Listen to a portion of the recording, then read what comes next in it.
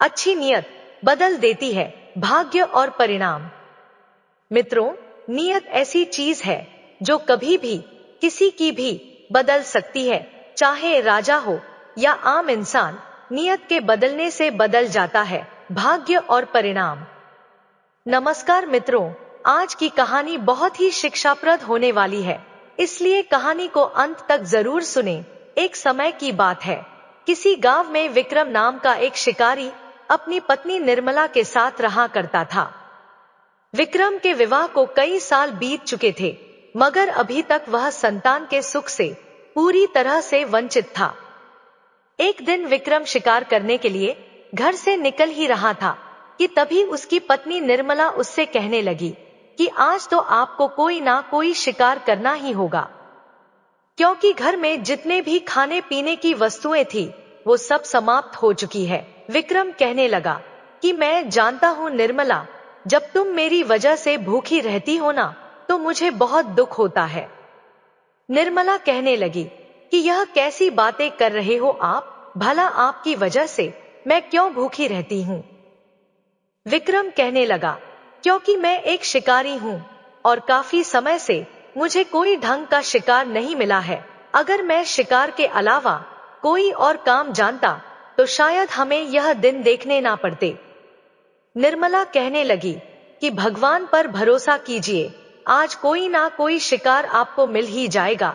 निर्मला की बात सुनकर विक्रम बड़े ही उदास मन से जंगल की ओर निकल गया और अपनी तिरछी निगाहों से, पैनी नजरों से शिकार को खोजने लगा। तभी उसकी नजर एक वृक्ष पर पड़ी। उसने देखा कि उस वृक्ष के ऊपर अपने घोंसले के ऊपर एक चील बैठी हुई थी और ठीक उसके पीछे एक सर्प उसे डसने के लिए तैयार बैठा था। विक्रम कहने लगा, अरे यह तो चील है, और यह जिस अंदाज से बैठी हुई है, इससे लगता है कि यह अपने अंडों की हिफाजत कर रही है। और यह सांप एकदम से घात लगाए बैठा हुआ है, अगर सांप ने इसे डस लिया तो यह बेचारी बेमौत मारी जाएगी। रुक जाओ, इतना बोलकर विक्रम ने अपने तीर कमान में तीर चढ़ा दिया और उस सर्प के ऊपर वार कर दिया। कुछ ही देर में सर्प घायल होकर नीचे गिर पड़ा और तड़प तड़प करके वहीं मर गया। अचानक वह चील विक्रम की ओर देख करके इंसानी आवाज में कहने लगी कि तुमने मेरी जान बचाई है, इसलिए मैं तुमसे बहुत प्रसन्न हूँ। बोलो, मैं इसके बदले में तुम्हारी क्या मदद कर सकती हूँ। चील की जुबान से इंसानों की आवाज सुनकर विक्रम पूरी तरह से घबरा गया और कहने लगा कि तुम तो एक चील हो, फिर भी तुम इंसानी आवाज में कैसे बात कर सकती हो। वह चील कहने लगी कि मैं एक विचित्र चील हूं, लेकिन तुम्हें मुझसे डरने की कोई आवश्यकता नहीं है। मैं तुम्हें कोई नुकसान नहीं पहुंचाऊंगी। तुमने तो मेरी जान बचाई है, बोलो मैं तुम्हारी क्या मदद कर सकती हूँ। विक्रम ने कहा, मैं मदद करने की कीमत नहीं लेता। चील कहने लगी कि तुम तो बहुत अच्छे इंसान मालूम पड़ते हो, फिर तुम शिकार क्यों करते हो। तब विक्रम ने कहा, क्योंकि मुझे शिकार करने के अलावा और कोई काम नहीं आता है, और वैसे भी अच्छे इंसानों की भगवान परीक्षा बहुत लेता है। शादी के कई सालों के बाद भी मेरी कोई संतान नहीं है। अगर मेरी कोई संतान होती तो मुझे शिकार करने की जरूरत नहीं पड़ती। फिर चील बोली, मैं एक मायावी चील हूं, मेरी बात ध्यान से सुनो। तुम मेरे घोंसले पर जो 2 अंडे देख रहे हो, यह कोई मामूली अंडे नहीं है, बल्कि विचित्र जादुई अंडे हैं। तुम इन दोनों अंडों को अपने घर ले जाओ। एक अंडे से एक गरीब पुत्र जन्म लेगा जो सच्चाई का देवता होगा, और दूसरा अंडे से एक राजकुमार जन्म लेगा जो वीरों का वीर, बड़े दिलवाला होगा। विक्रम उन दोनों अंडों को अपने घर पर लेकर आ जाता है और सारी घटना अपनी पत्नी को बता देता है। और विक्रम अपनी पत्नी से कहता है, मैं क्या बताऊं निर्मला, मुझे तो विश्वास ही नहीं हो रहा है कि जो घटना मैंने अपनी आंखों से देखी है वह सत्य है। निर्मला कहती है, हाँ, तुम्हारे हाथ में यह 2 अंडा बता रहा है। तुमने जो कुछ भी देखा है वह सब सत्य है। अब और देर ना करो, जल्दी से इन अंडों को उठाकर रख दो। विक्रम ने जैसे ही वह अंडे रखे, अचानक अंडों का आकार बढ़ने लगा और दोनों अंडे देखते ही देखते फूट गए। अंडों के फूटते ही दो शिशुओं की किलकारी विक्रम और निर्मला के कानों में गूंजने लगी। इसका मतलब वह मायावी चील सही बोल रही थी। यह दोनों अंडे तो वाकई चमत्कारी निकले। इतना बोल करके निर्मला ने अंडों से दोनों बच्चों को उठा लिया और विक्रम से कहने लगी कि यह दोनों बच्चे तो बड़े ही सुंदर हैं। हाँ निर्मला, यह दोनों ही बड़े प्यारे बच्चे हैं। आज से यही दोनों हमारे पुत्र हैं। इनके जन्म से पहले ही इनकी भविष्यवाणी कर दी गई है, इसलिए मैं इनका नामकरण भी अभी से कर देती हूँ। इनमें से एक राजकुमार होगा और उसका नाम मैं रखती हूँ कुमार, और दूसरा गरीब होगा लेकिन मन का बड़ा धनी होगा, उसका नाम मैं रखती हूँ दीपक। निर्मला की बात सुनकर विक्रम मुस्कुराने लगा। समय इसी तरह से बीतता जा रहा था और निर्मला अपने दोनों पुत्रों के मोह में इस कदर डूब गई थी कि वह भूल चुकी थी कि उसके दोनों पुत्र उसकी कोख से नहीं बल्कि अंडों से जन्मे हैं। ऐसे ही करीब 18 साल बीत गए। कुमार और दीपक 20 साल के हो चुके थे। वह दोनों भाई अपने पिता विक्रम के साथ खेतों में उसका हाथ बटाता था। एक दिन वह दोनों अपने पिता के साथ खेत में बैठे हुए थे कि तभी एक व्यक्ति दौड़ता हुआ वहां आकर विक्रम से कहने लगा, अरे विक्रम भाई, तुमने कुछ सुना क्या? विक्रम कहने लगा, भाई अरे रुको रुको, क्या हो गया? तुम इतने घबराए हुए क्यों हो? अरे सारे नगर में भय का माहौल छाया हुआ है। अरे जब से तंत्रिका ने महाराज गेरू प्रताप की पुत्री का अपहरण करने की धमकी दी है, अरे क्या बताऊं, पूरे राज्य में सैनिक तैनात कर दिए गए हैं। राजा गेरू प्रताप को इस तंत्रिका की जादूगरनी से बिल्कुल नहीं उलझना चाहिए था। उसके बारे में तो सभी जानते हैं कि वह कितनी दुष्ट है और कितनी क्रूर है, और वह काली विद्या की रानी है। कितने मासूम और निर्दोष लोगों का खून पिया है। फिर विक्रम ने कहा, हाँ बात तो सही है, लेकिन यह तुम भी अच्छी तरह से जानते हो कि तंत्रिका का मुकाबला बड़े से बड़ा साधु भी नहीं कर सका। तभी तो कुमार क्रोधित होते हुए अपने पिता विक्रम से कहने लगा कि पिताजी, मुझे आज्ञा दीजिए, मैं उस तंत्रिका का सर्वनाश कर दूंगा। जब भी मैं किसी पर अत्याचार होते हुए देखता हूँ तो मेरा खून खोल उठता है, और फिर तंत्रिका तो एक बहुत ही बड़ी अत्याचारी है। कुमार की बातें सुनकर दीपक कहने लगा, अरे देखो भाई, सीधी सी बात है, तंत्रिका का अंत तो मैं भी कर सकता हूँ, परंतु अगर महाराज स्वयं चलकर मेरे पास आए और मुझसे मदद मांगे तभी मैं उनकी मदद करूंगा। दीपक और कुमार की बातें सुनकर के वह व्यक्ति मुस्कुराते हुए कहने लगा, मुझे तुम दोनों की कौशल पर कोई शक नहीं है। व्यक्ति की बात सुनकर दोनों भाई मुस्कुराने लगे। उधर राजा गेरू प्रताप चिंतित अवस्था में दरबार में अपनी पुत्री राजकुमारी रूपमती के साथ बैठे हुए थे कि तभी उनके बगल में खड़ा हुआ उनका मंत्री उनसे कहने लगा, महाराज, इस तरह से चिंतित होने से कुछ नहीं होगा।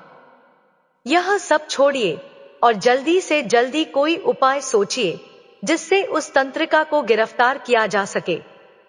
मंत्री जी, तुम्हारे कहने पर ही हमने तंत्रिका को इस राज्य से बाहर खदेड़ दिया था। हमने सोचा था कि वह डर जाएगी, मगर ऐसा बिल्कुल भी नहीं हुआ। अरे उसने तो हमारी आंखों के सामने हमारी पुत्री का अपहरण करने की धमकी दे दी है। मंत्री कहता है, महाराज, लगता है हमने तंत्रिका को राज्य से बाहर करने में जल्दबाजी कर दी थी। हमें सबसे पहले उसके मंसूबों के बारे में जान लेना चाहिए था कि आखिर वह ऐसी कौन सी काली विद्या की प्रक्रिया कर रही थी जिसके लिए इतने निर्दोष लोगों और मासूमों की उसने बलि दी थी। राजा कहता है, तुम बिल्कुल सही कह रहे थे हो मंत्री। यह सब सुनकर राजकुमारी रूपमती कहने लगी, पिताजी, अब तो सभी साधुओं ने भी मदद करने से इनकार कर दिया है। कोई भी साधु संत उस तंत्रिका से मुकाबला नहीं कर सकता है, तो क्या वास्तव में वह तंत्रिका मेरा अपहरण करके ले जाएगी? राजकुमारी रूपमती ने इतना कहा ही था कि तभी वहां पर एक स्त्री भारी आवाज से कहती हुई टकराई, तुम बिल्कुल सही कह रहे हो रूपमती। मैं तुम्हारे महल से तुम्हारे ही पिता के सामने तुम्हारा अपहरण करके ले जाऊंगी और वह कुछ नहीं कर सकेगा। तभी वहां दरबार में काला धुआं फैलने लगा और अगले ही पल उस काले धुएं ने एक बूढ़ी औरत का रूप धारण कर लिया। वो बूढ़ी औरत भयानक मुस्कान से राजा गेरू प्रताप से कहने लगी, मूर्ख राजा, तुझे क्या लगता है कि तू मुझे राज्य से निकाल देगा और मैं आंखें बंद करके बैठी रहूंगी? मुझे केवल एक बलि की आवश्यकता थी जो तूने मुझे नहीं लेने दी। अब वह बलि मैं तेरे बेटी से लूंगी और उसके बाद मैं अपने मकसद में कामयाब हो जाऊंगी। इतना कहकर वह तंत्रिका काले धुएं में परिवर्तित हो गई और पूरे महल में काला धुआं फैल गया। अगले ही पल जब वह धुआं वहां से हटा, लेकिन राजकुमारी रूपमती वहां से गायब थी, यह देखकर राजा चिल्लाते हुए कहने लगा, मंत्री जी यह क्या हो गया? अरे देखा नहीं तुमने, तंत्रिका ने जो कहा वो करके दिखा दिया। अरे वो हमारी आंखों के सामने ही हमारी बेटी को लेकर चली गई। जाओ जाओ और जाकर सारे राज्य में जितने भी साधु संत हैं उन्हें यहां लेकर आओ। तब मंत्री ने कहा, महाराज, सभी साधुओं ने अपने हाथ खड़े कर लिए हैं, केवल एक साधु के अलावा, परंतु उनके पास आपको चलकर जाना पड़ेगा। वह राजमहल में नहीं आते हैं। राजा बोला, हम अपनी पुत्री की जान बचाने के लिए कहीं भी चलने के लिए तैयार हैं।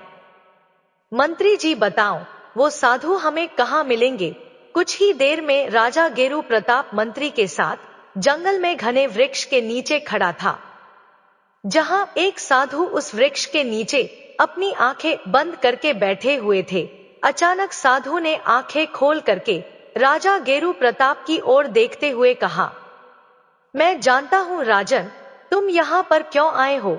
राजा ने कहा, अगर आप सब कुछ जानते हो महाराज, तो फिर मेरी सहायता कीजिए।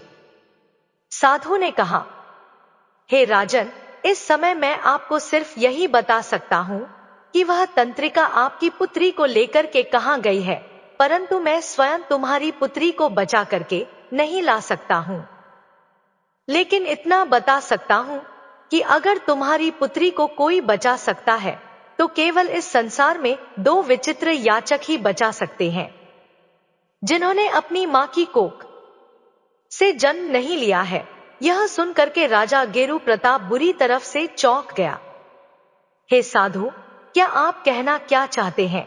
उन्होंने अपनी मां की कोख से जन्म नहीं लिया है तो फिर कैसे जन्म लिया है?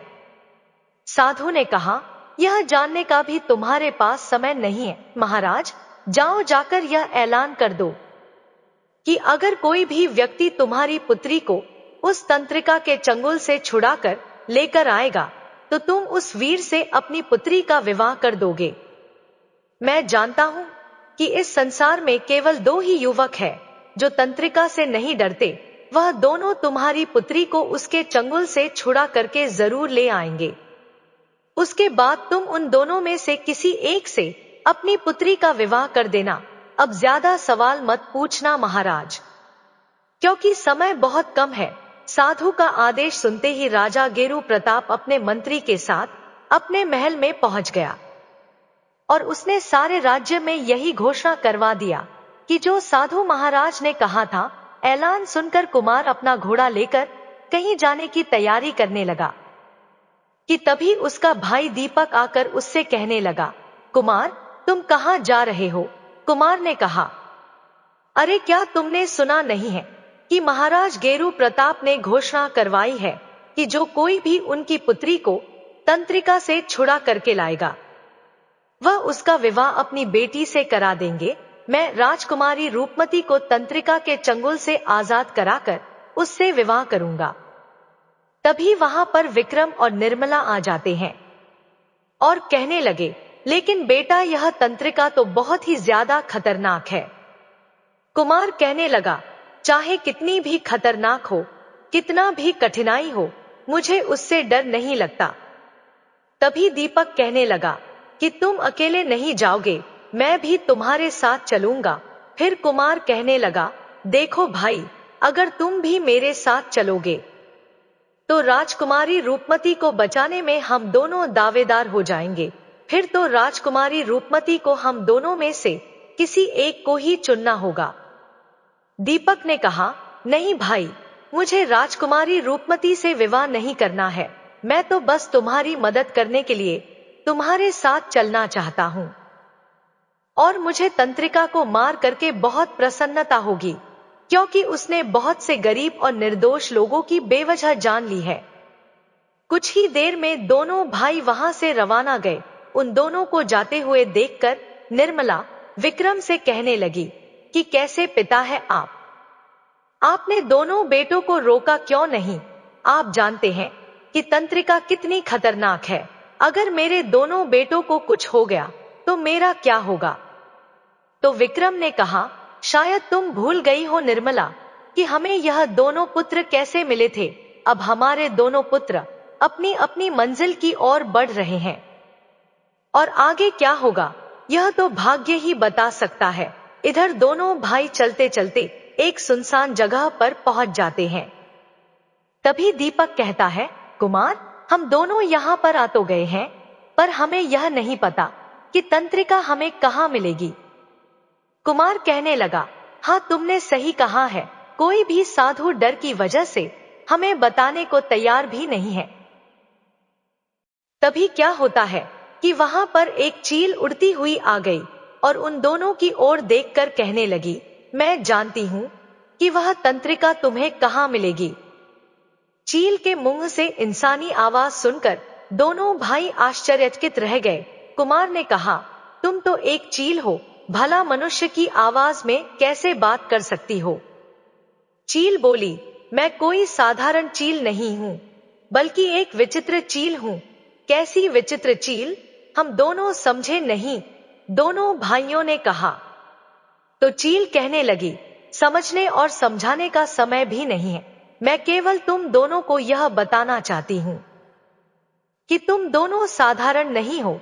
अगर इस संसार में तंत्रिका का मुकाबला कोई कर सकता है तो वह तुम दोनों हो, और तंत्रिका को तुम दोनों एक साथ मिलकर ही मार सकते हो। फिर चील ने कहा, ध्यान से सुनो, जब तुम दोनों तंत्रिका के काले महल के अंदर पहुंचोगे तब तुम्हें तंत्रिका की कोई भी बात नहीं सुननी है। तुम दोनों में से एक उसकी चोटी को पकड़ लेगा और दूसरा उसकी चोटी में जा करके आग लगा देगा।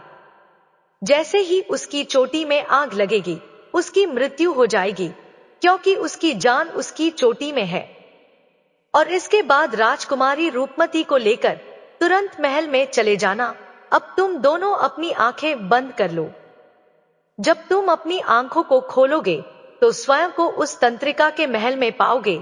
उन दोनों भाइयों ने अपनी आंखें बंद कर ली।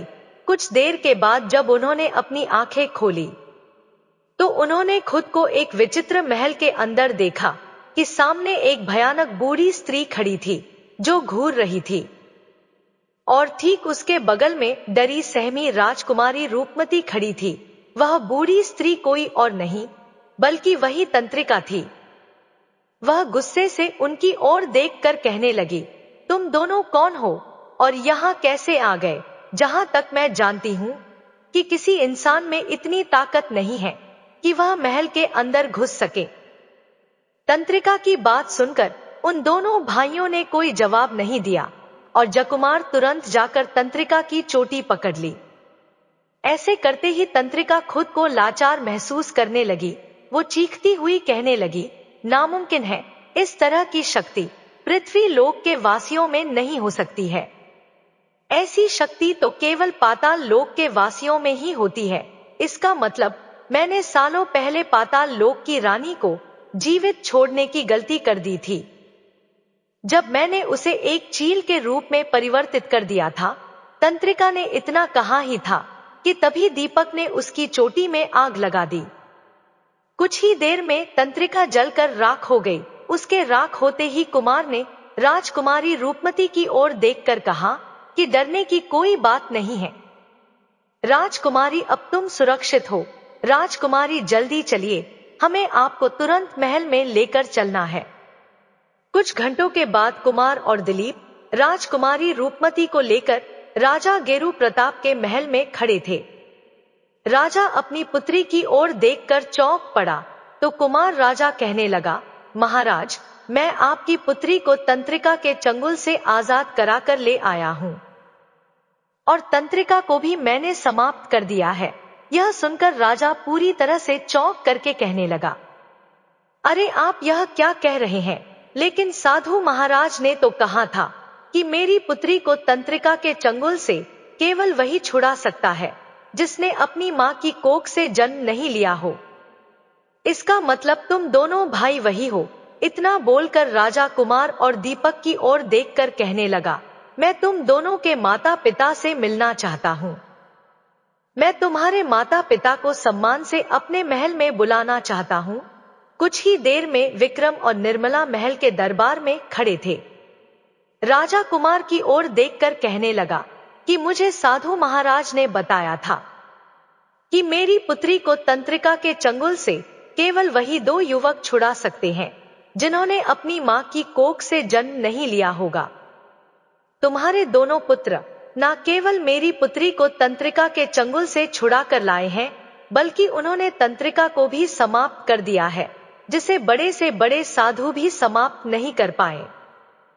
चलो अब बताओ, आखिरकार इसका रहस्य क्या है? राजा ने इतना कहा ही था कि तभी वही चील उड़ती हुई महल में पहुंच गई और रंग बिरंगी किरणों के साथ एक सुंदर स्त्री के रूप में परिवर्तित हो गई। यह देखकर राजा आश्चर्य में पड़ गया और वह सुंदर स्त्री राजा की ओर देखकर कहने लगी, हे राजन, उस साधु महाराज ने सच कहा था। दरअसल यह दोनों मेरे ही पुत्र हैं। उस सुंदर स्त्री ने कहा, वर्षों पहले तंत्रिका ने पाताल लोक पर शासन करने के लिए निर्दोष लोगों की बलि चढ़ाने शुरू कर दी थी। जब मुझे इस बात का पता चला, तब मैंने तंत्रिका को सबक सिखाने के लिए पृथ्वी लोक पर भेजने का निर्णय लिया, लेकिन मैंने उसे कमजोर समझ लिया था। तंत्रिका ने मुझे चील के रूप में अपनी की शक्ति से परिवर्तित कर दिया, मगर वह नहीं जानती थी कि मैं उस समय गर्भवती थी। मैंने चील के रूप में 2 अंडे दिए और यह दोनों पुत्र उन्हीं अंडों से जन्मे हैं। अपने काले जादू की शक्ति के बल पर तंत्रिका इतनी ताकतवर हो गई थी कि पृथ्वी लोक का कोई भी मनुष्य उसे समाप्त नहीं कर सकता था। लेकिन मेरे दोनों पुत्रों ने अपनी साहस और ताकत से उसे समाप्त कर दिया। तभी वहां पर वही साधु जो वृक्ष के नीचे बैठा था, रंग बिरंगी किरणों के साथ प्रकट होकर राजा से कहने लगा, महाराज, यह स्त्री सही कह रही है। जब यह चील के रूप में परिवर्तित थी, तब इसकी मदद करने के लिए मैं इसके पास पहुंचा था और यह मुझसे विनय करने लगी थी। तब इंसानी आवाज में बोलने की शक्ति मैंने इसे दी थी। साथ ही मैंने इसे बताया था कि इसके अंडों से जो 2 पुत्र जन्म लेंगे, वही दोनों पुत्र तंत्रिका को समाप्त कर सकते हैं। उसे अपने पुत्रों को किसी ऐसे मनुष्य को सौंपना होगा जिसके दिल में दया की भावना हो। पाताल लोक की रानी ने यही किया और इतना बोलकर वह साधु वहां से गायब हो गया। पाताल लोक की रानी अपने दोनों बेटों की ओर देखकर कहने लगी कि समय आ गया है बेटा, पाताल लोक लौटने का। तुम तो पाताल लोक के राजकुमार हो, इसलिए मैं तुम्हें लेकर जाना चाहती हूँ। दोनों लड़कों ने कहा, नहीं, मेरे माता पिता इसी पृथ्वी लोक के हैं और मैं यहाँ से कहीं नहीं जाऊंगा। आपने भले ही मुझे जन्म दिया हो मां, लेकिन मेरी परवरिश पृथ्वी लोक में रहने वाले इंसानों ने की है, इसलिए मैं नहीं जाऊंगा। पाताल लोक की रानी मुस्कुराती हुई वहां से गायब हो गई और उसके गायब होते ही राजा मुस्कुराते हुए दोनों भाइयों से कहने लगे कि तुम दोनों ने मेरी बेटी की जान बचाई है। बताओ, तुम दोनों में से कौन मेरी बेटी के साथ विवाह करना चाहता है? कुमार कहने लगा कि मैं आपकी पुत्री के साथ विवाह करना चाहता हूं महाराज। और दीपक कहने लगा, महाराज, मैं अपने माता पिता के साथ रहकर मेहनत करके अपना जीवन जीना चाहता हूं। दीपक की बात सुनकर राजा मुस्कुराने लगा। कुछ ही दिनों में राजा ने अपनी पुत्री रूपमती का विवाह कुमार के साथ कर दिया। और दीपक अपने माता पिता की जी जान से सेवा करने में जुट गया। मित्रों, यह कहानी हमें सिखाती है कि जिसके दिल में मदद की भावना होती है उसका कभी अहित नहीं होता है। जो दूसरों की मदद करने की भावना अपने मन में रखता है, भगवान उसका भला जरूर करता है और वह अपने हर मुकाम पर विजय को प्राप्त करता है। मित्रों, कहानी कैसी लगी कमेंट करके जरूर बताएं। वीडियो को लाइक शेयर करें और साथ ही हमारे चैनल को सब्सक्राइब करें। आप सभी का धन्यवाद।